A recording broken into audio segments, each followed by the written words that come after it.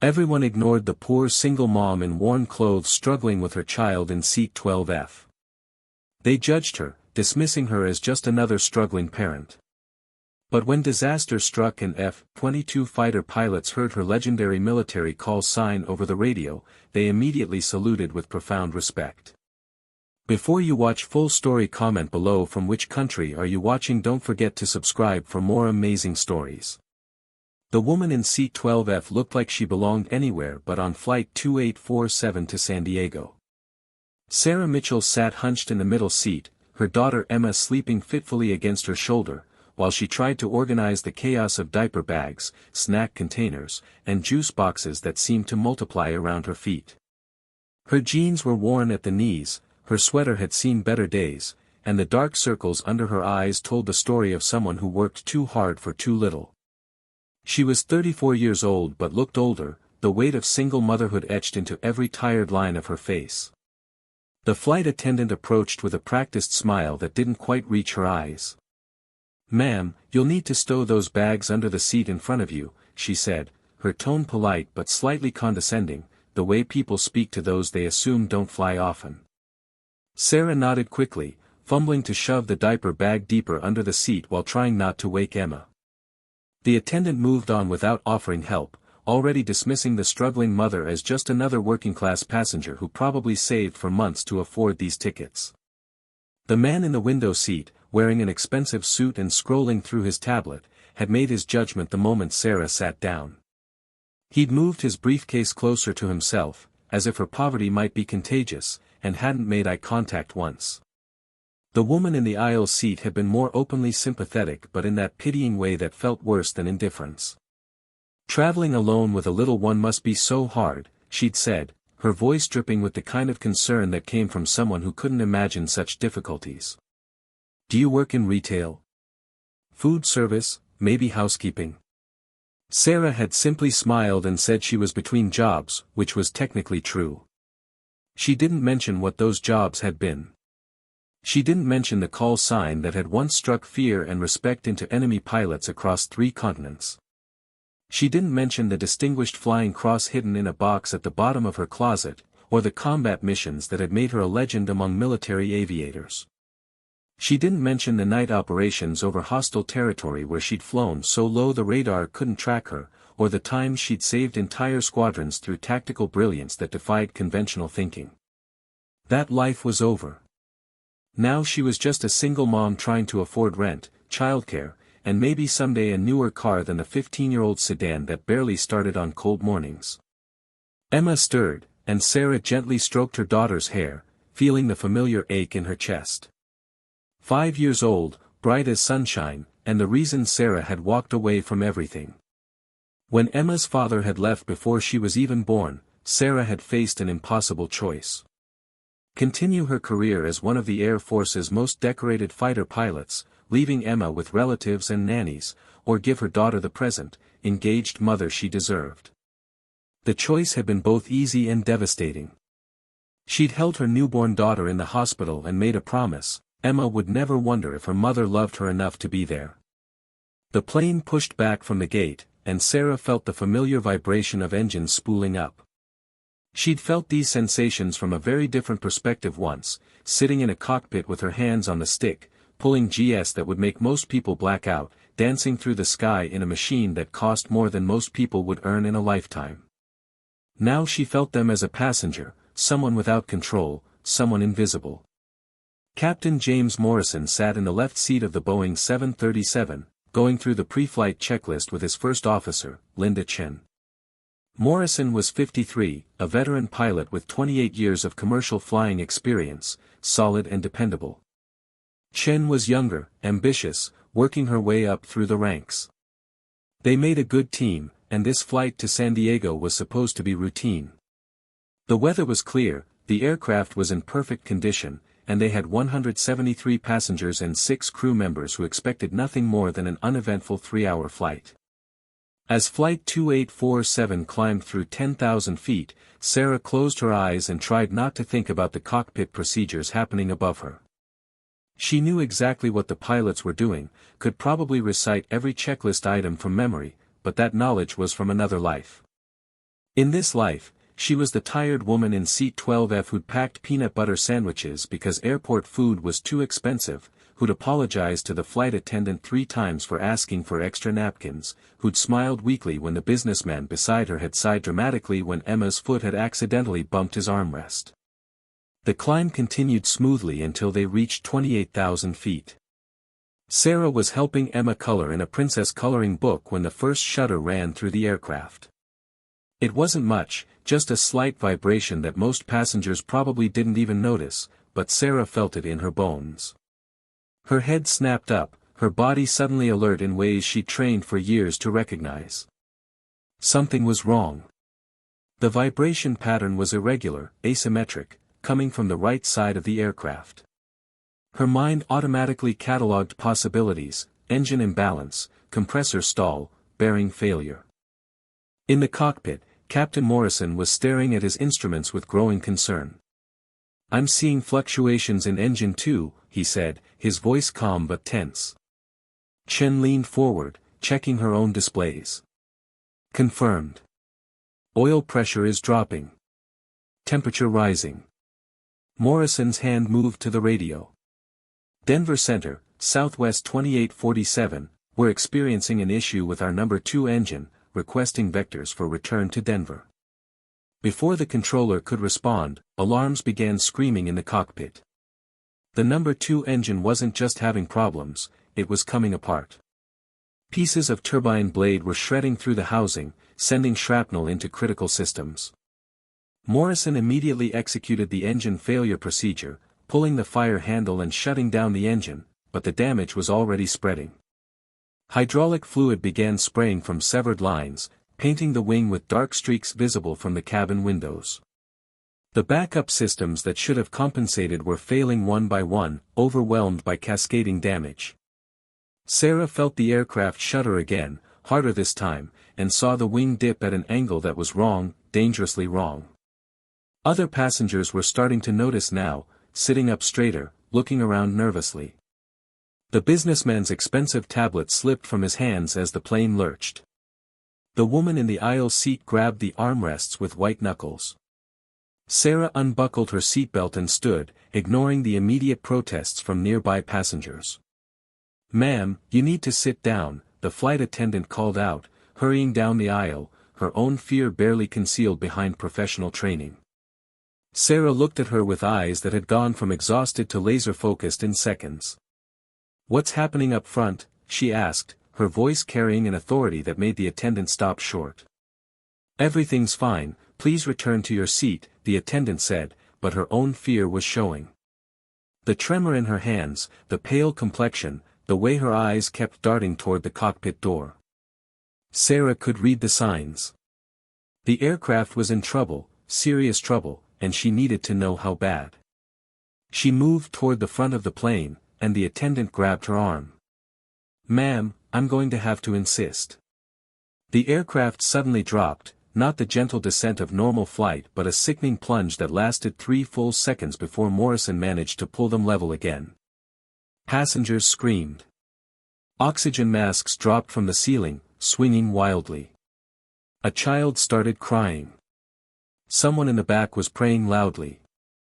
Sarah grabbed the attendant's shoulders. "Listen to me. I need to speak to the pilots. Right now." The attendant looked at her like she was insane. "That's absolutely not." "I'm a pilot," Sarah said, her voice cutting through the chaos. "Fighter pilot, Air Force, 12 years of service. If they're in trouble, I can help." The attendant's eyes went wide, scanning this woman in worn jeans and a cheap sweater, clearly not believing her. "Ma'am, this isn't the time for." Another violent shudder ran through the plane, and Sarah heard the sound that made her blood run cold. The high-pitched whine of hydraulic systems failing, the kind of sound that meant the pilots were losing the ability to control the aircraft.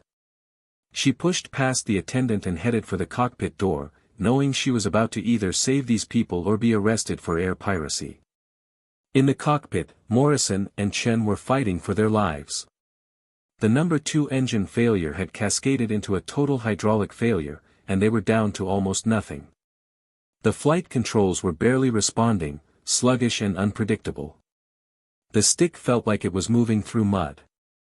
They had 173 passengers who had no idea they were minutes away from an uncontrolled descent into the mountains. "We need to dump fuel and get this aircraft on the ground immediately," Morrison said, his voice tight with controlled panic. "I'm declaring an emergency." The cockpit door intercom buzzed, and the lead flight attendant's voice came through, shaky and uncertain. "Captain, there's a passenger who says she's a military pilot and she can help." Morrison didn't have time for this. His hands were full trying to keep the aircraft level with controls that weren't responding properly. "Tell her to return to her seat immediately. We don't need civilian interference." But the attendant's voice came back, more insistent. "Sir, she's very insistent, and she seems to know what she's talking about. She identified the hydraulic failure by sound before we told her anything." Morrison was about to refuse again when another alarm sounded, this one signaling their worst nightmare. They'd just lost their remaining hydraulic system. The aircraft was now flying on backup electrical systems that were never designed to handle this kind of situation. The stick was almost completely unresponsive. They had minutes, maybe less, before this turned into an uncontrollable crash. "Let her in," he said suddenly, making a decision that violated every protocol but might be their only chance. "We're out of options." The cockpit door opened, and Sarah stepped inside, her eyes immediately scanning the instrument panel with the kind of speed and precision that came from thousands of hours in military aircraft. She took in the engine instruments, hydraulic pressure gauges, flight control status, backup system indicators, all in the span of 3 seconds. Morrison barely glanced at her, his attention focused on keeping the aircraft from rolling into a death spiral. "If you're a pilot, I need your assessment in 10 seconds or less." Sarah's mind processed the information with the clarity that had kept her alive through 63 combat engagements. "You've lost all hydraulics, you're on electric backup, and you've got maybe 5 minutes before those systems are overwhelmed by heat and electrical load. You need to transfer control authority to manual reversion mode immediately and reduce your control inputs by half." Morrison stared at her. What she just said wasn't standard commercial pilot knowledge. It was technical, specific, and absolutely correct. "Who are you?" he demanded. Sarah slid into the jump seat behind them, her hands already moving to help with the emergency checklist that neither pilot had time to reference. "I'm someone who's flown aircraft a lot more complicated than this one through a lot worse situations. Captain, with all due respect, you need to let me help you or everyone on this plane is going to die." Chen looked at Morrison, and in that split second, he made the decision that would save every life aboard. "Talk me through it," he said. Sarah's voice became the calm eye of a hurricane, steady and unwavering. "First, reduce airspeed to minimum maneuvering speed. You need less pressure on the control surfaces. Chen, start routing all available electrical power to the backup systems. Morrison, I need you to fly this aircraft like a glider. Small inputs, gentle corrections. Think of the stick as being connected to the control surfaces by threads instead of cables. We're going to nurse this bird down."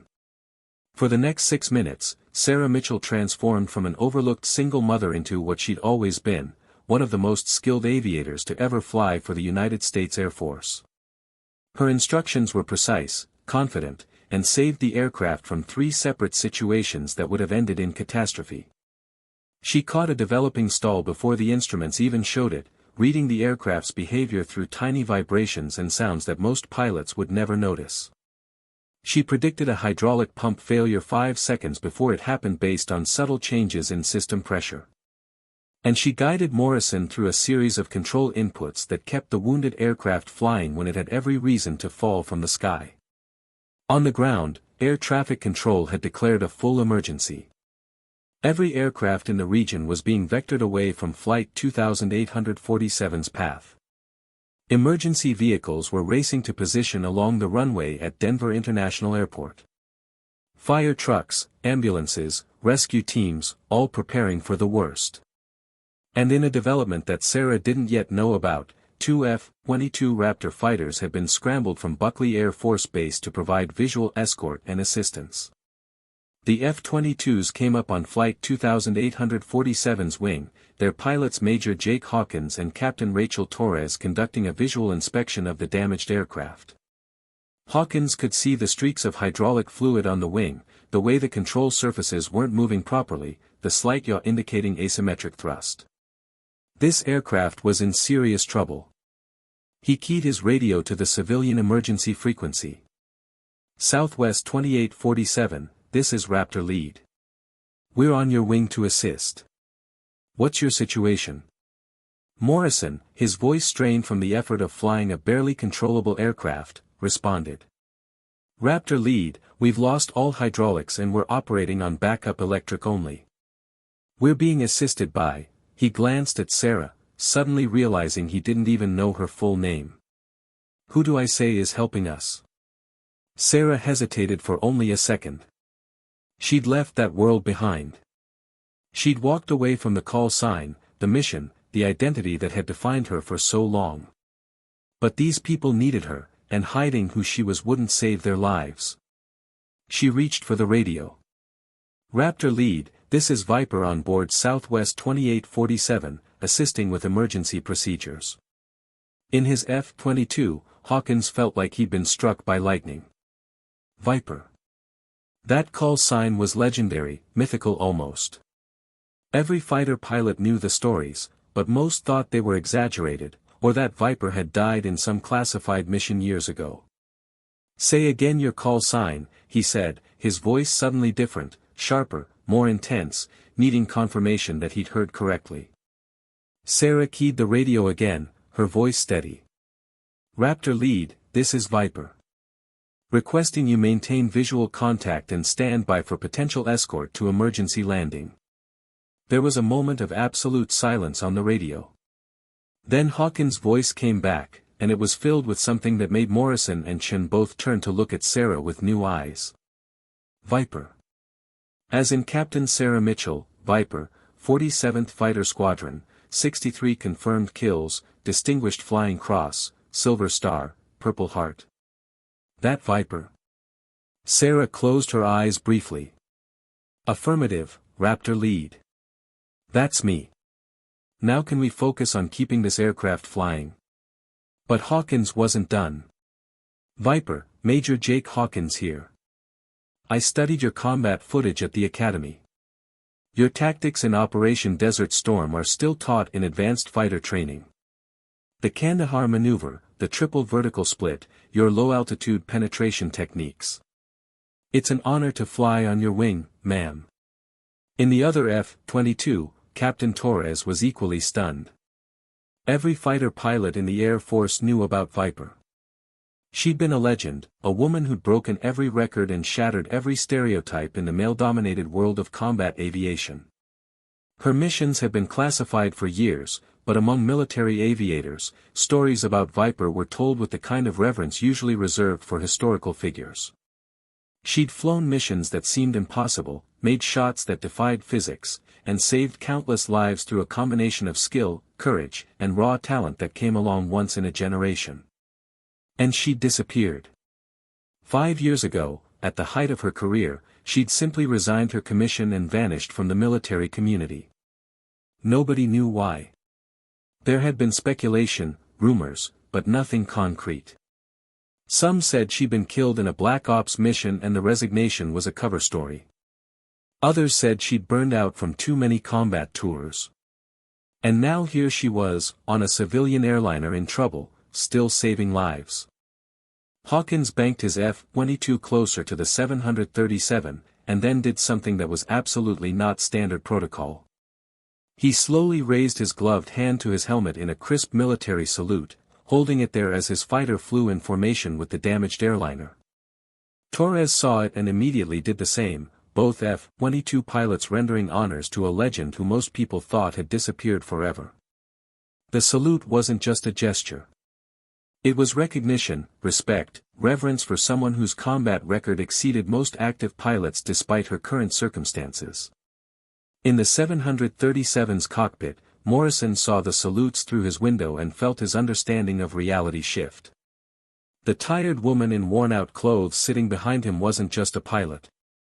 She was a warrior, a hero, someone these elite F-22 drivers, the best of the best, were saluting with profound respect. "Captain Mitchell," he said quietly, "I think I owe you an apology." Sarah didn't take her eyes off the instruments. "You can apologize after we land this aircraft, Captain Morrison.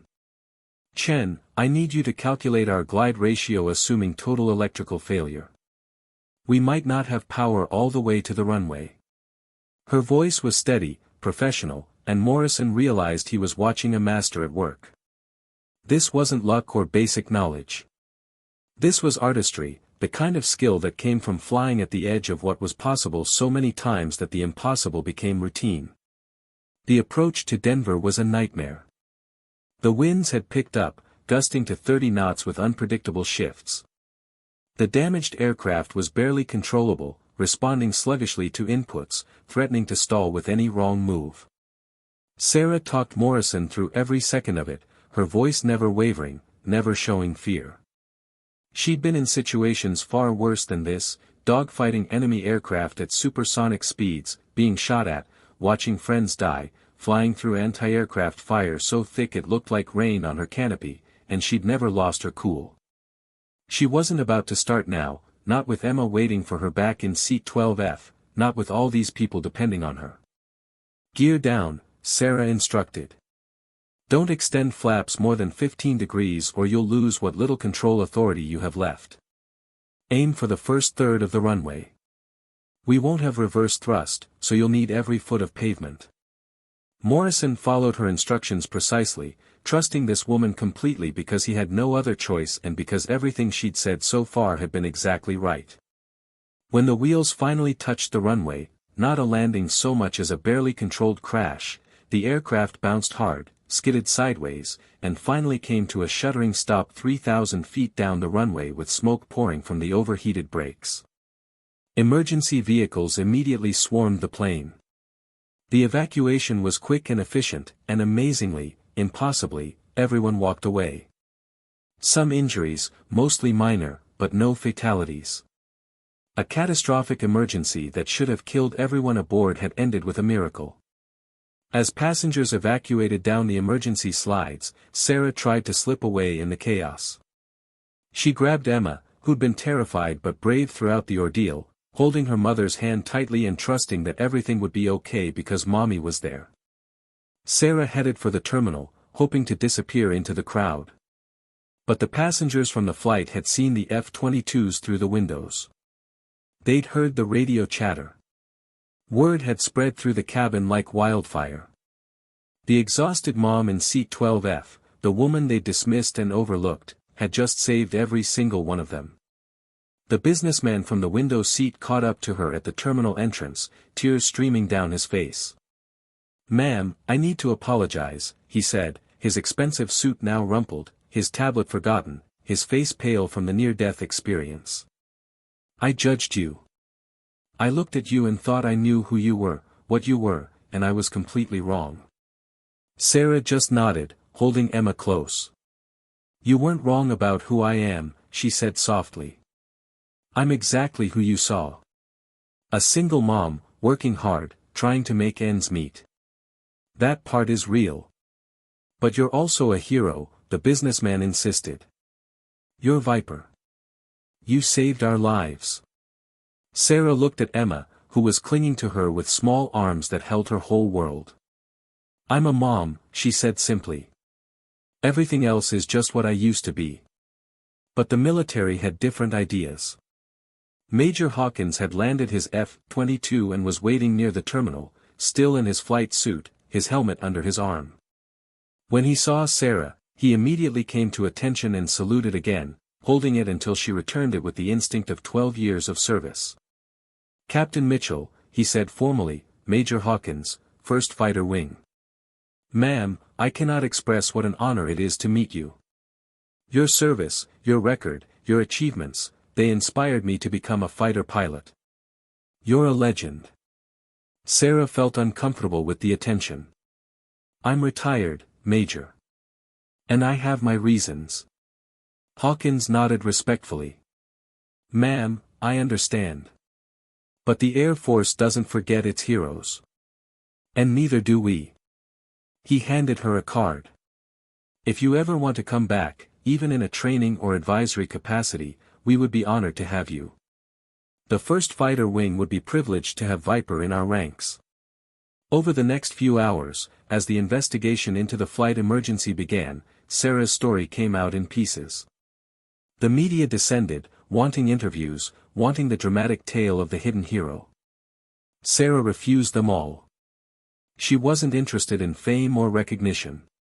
She'd left that life behind for a reason, and one emergency landing didn't change the fundamental truth. She was a single mother who'd chosen her daughter over her career, and she didn't regret it. But the Air Force had other plans. The commanding officer of the 1st Fighter Wing, Brigadier General Thomas Bradley, personally called Sarah within 24 hours. Captain Mitchell, I understand you chose family over career, and I respect that decision, he said. But the Air Force needs pilots like you.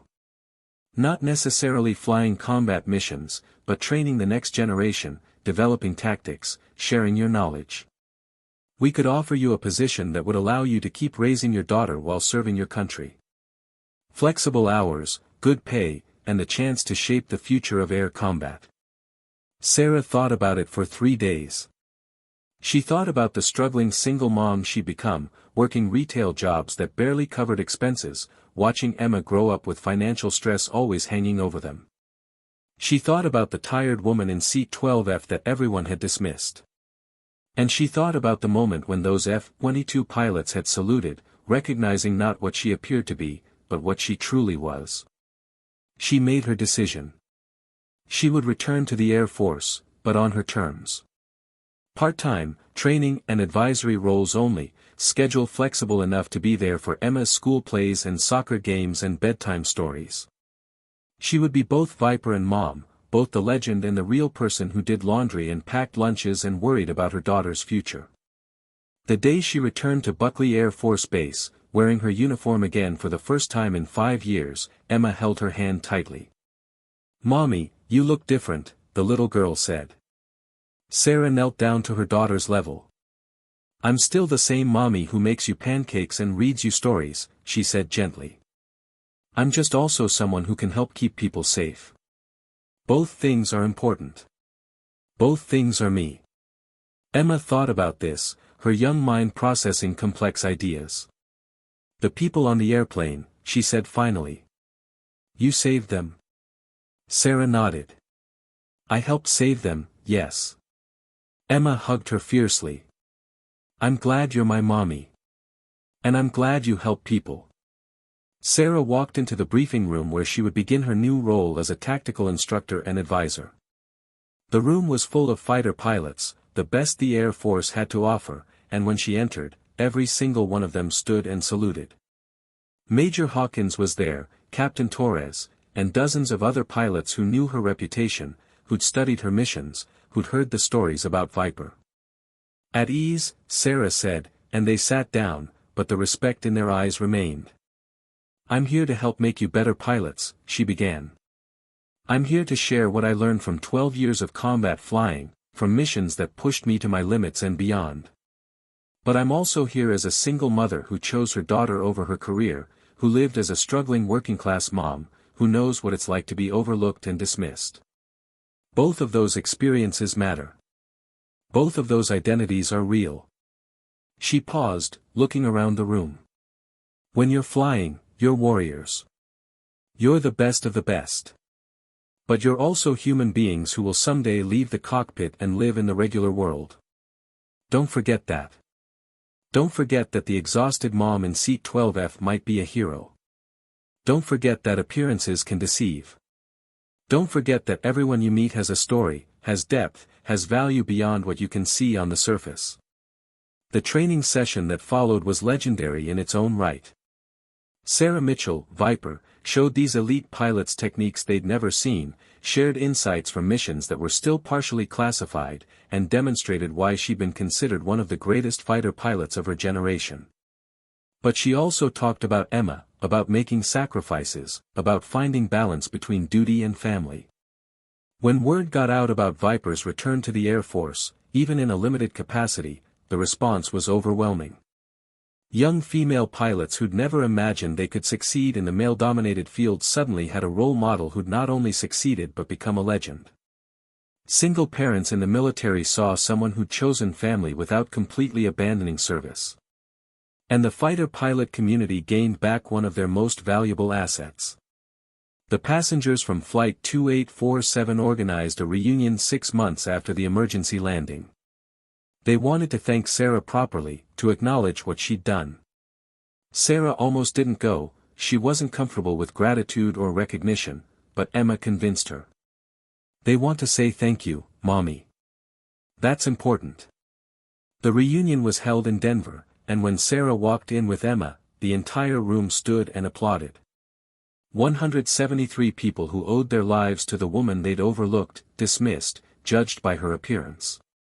The businessman from the window seat approached with tears in his eyes. I learned something that day, he said.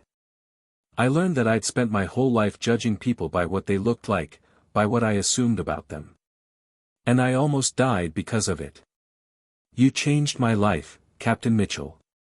Not just by saving it, but by teaching me to see people differently. Captain Morrison and First Officer Chen were there too, and they presented Sarah with a plaque that read, "To Captain Sarah Mitchell, Viper, the hero who was always there, we just didn't know it." Morrison shook her hand firmly. You saved my life, my co-pilot's life, and 173 passengers. But more than that, you taught me that expertise and courage don't always look the way we expect them to. Thank you. The F-22 pilots who'd saluted her that day, Hawkins and Torres, came to the reunion too. They brought with them a painting commissioned by the 1st Fighter Wing, a dramatic image of an F-22 Raptor saluting a civilian airliner, with the word Viper emblazoned beneath it. Ma'am, Hawkins said formally, this painting will hang in our squadron-ready room. Every pilot who sees it will hear your story. Every pilot will remember that courage and skill can be found in unexpected places, and that our heroes don't always wear uniforms. Emma, dressed in her best outfit, stood beside her mother and watched all these people thanking her mom. Later, when they were driving home, she asked a question that would stay with Sarah forever. Mommy, when those people didn't know you were special, did it make you sad? Sarah thought carefully about her answer. Sometimes, she admitted. But mostly it reminded me that what matters isn't whether people see you as special. What matters is being ready to help when help is needed, being true to who you are, and loving the people who matter most. Like me? Emma asked. Sarah pulled her daughter close. Especially like you. You're the reason I left the Air Force. You're the reason I came back. You're the reason for everything good in my life. The story of the poor single mom in Seat 12F became famous, not just in aviation circles but in the broader culture. It became a story about not judging people by appearances, about hidden depths, about how extraordinary people can be overlooked when they don't fit our expectations of what extraordinary should look like. Sarah gave a few carefully selected interviews, always bringing Emma with her, always emphasizing that her role as a mother was just as important as her role as Viper. But perhaps the most impactful moment came when she was invited to speak at the Air Force Academy.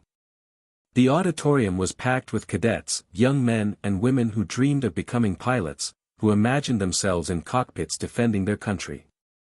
Sarah stood at the podium in her uniform, her medals including the Distinguished Flying Cross and Silver Star on her chest, and Emma sat in the front row watching her mother. When I was your age, Sarah began, I had one dream, to fly fighters, to be the best pilot I could be. I achieved that dream beyond my wildest expectations. I flew missions that still give me nightmares. I earned a call sign that some of you might have heard, Viper. I became what many called a legend. She paused, letting that sink in. And then I gave it all up to be a mom. The auditorium was silent. Some people thought I was crazy. Some thought I was wasting my talent.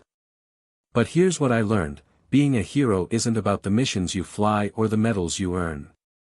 It's about being who you need to be when people need you. Sometimes that means flying a fighter jet in combat. Sometimes it means sitting in seat 12F with a diaper bag and a coloring book, ready to save a plane full of people because you're the only one who can. She looked directly at the female cadets in the audience. You will face choices I faced. Career or family, duty or personal life, ambition or sacrifice. And I'm here to tell you that these don't have to be binary choices. You can be Viper and you can be Mom. You can be a warrior and you can be human. You can be extraordinary and you can be overlooked. All of these identities can exist in the same person. But most importantly, she continued, never forget that your value doesn't come from recognition or rank or what other people see when they look at you. Your value comes from your skills, your courage, your willingness to serve, and your ability to be there when it matters. The passengers on Flight 2847 didn't know they had a fighter pilot in seat 12F until they needed one. But that expertise was always there, waiting, ready, just like you will be ready when your moment comes. After the speech, dozens of cadets lined up to meet her, to shake her hand, to thank her for her service and her honesty. One young woman, barely 20 years old, had tears streaming down her face. "Ma'am, I'm pregnant," she whispered. "I thought I'd have to choose between the Air Force and being a mother. You've shown me I don't have to give up my dreams."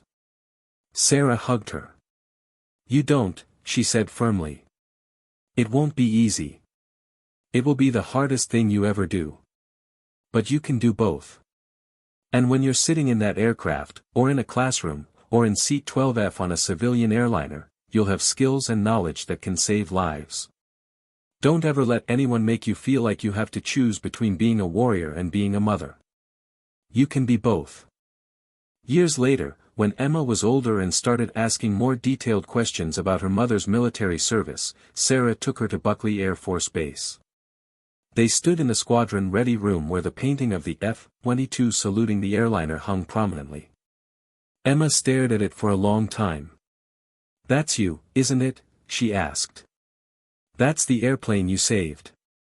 "That's all of us," Sarah corrected gently. Captain Morrison and First Officer Chen flying that plane, the F-22 pilots providing escort, the air traffic controllers on the ground, the emergency responders ready on the runway. One person didn't save that flight. A team did. I just happened to have the right skills at the right time. But they saluted you, Emma pointed out. Sarah smiled. They saluted what I represented. They saluted the idea that heroes don't always look like what we expect. They saluted every person who's ever been overlooked, dismissed, or judged by their appearance.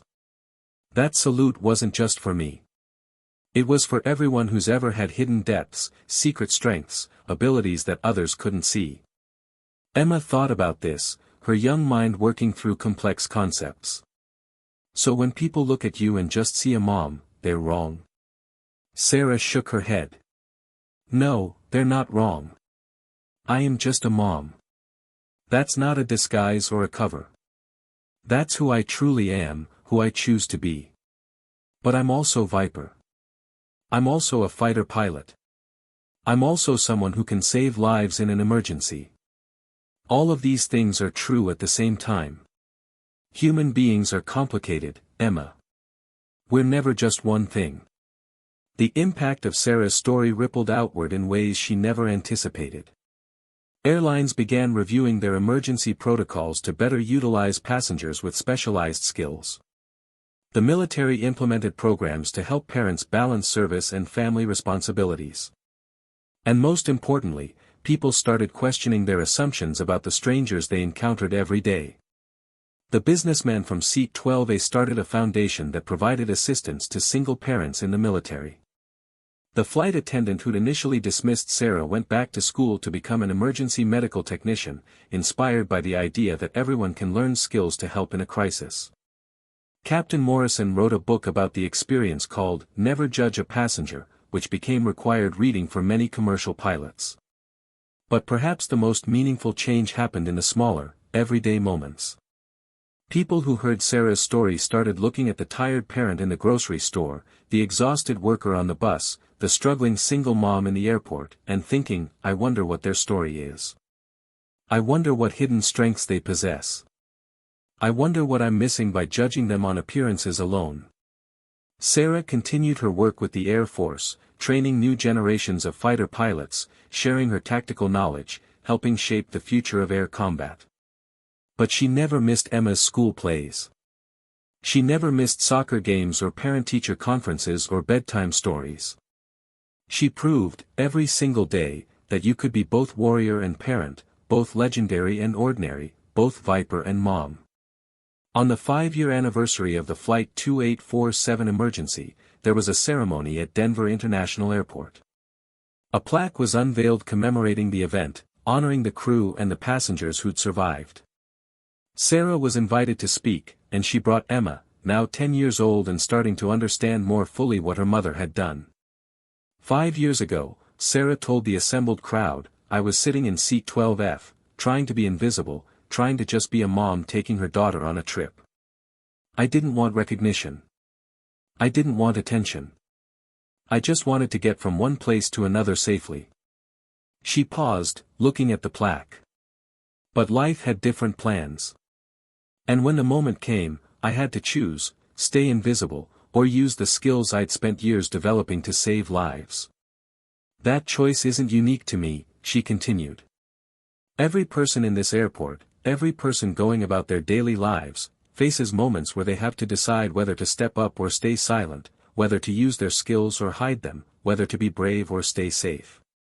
My story isn't special because I'm a fighter pilot. It's special because it reminds us that everyone around us has depths we don't see, abilities we don't recognize, potential we don't acknowledge. She looked directly at the gathered crowd, making eye contact with as many people as she could. The next time you see someone struggling, someone tired, someone who looks like they're barely holding it together, remember seat 12F. Remember that appearances can deceive. Remember that the exhausted parent might be a hero. The quiet person might be a genius. The ordinary-looking individual might be extraordinary. We are all more than what we appear to be. Emma stood beside her mother as the crowd applauded, and later, walking to their car, she asked a question that would define the next chapter of their lives. Mom, do you think I'll be like you someday? Like Viper? Sarah stopped and knelt down, looking her daughter in the eyes. I think you'll be exactly who you're meant to be. Maybe that's a pilot. Maybe it's something completely different. But whatever you choose, remember that being extraordinary doesn't mean being famous or recognized. It means being ready when you're needed, being skilled at what matters, and never forgetting that every person you meet deserves respect and recognition for their hidden depths. Today, Sarah Mitchell continues to fly, not combat missions, but training flights where she helps shape the next generation of fighter pilots. She continues to be Emma's mother, present and engaged in every aspect of her daughter's life. And she continues to be the reminder that heroes don't always look like what we expect, that greatness can be hidden in the most ordinary seeming places, and that the tired parent in seat 12F might just be the most qualified person on the airplane. The F-22 pilots who saluted her that day over the skies of Colorado carried her story with them throughout their careers, sharing it with younger pilots, keeping the legend of Viper alive not as a ghost from the past but as a living example of service, sacrifice, and the complex reality of being both warrior and human being. And somewhere, in airports and airplanes across the country, single parents travel with their children, managing diaper bags and juice boxes and coloring books, looking tired and stressed and ordinary. Most of them aren't legendary fighter pilots. Most of them won't save an airplane full of people. But all of them are fighting their own battles, demonstrating their own courage, being heroes in their own ways. Sarah's story reminds us to see them. To recognize them.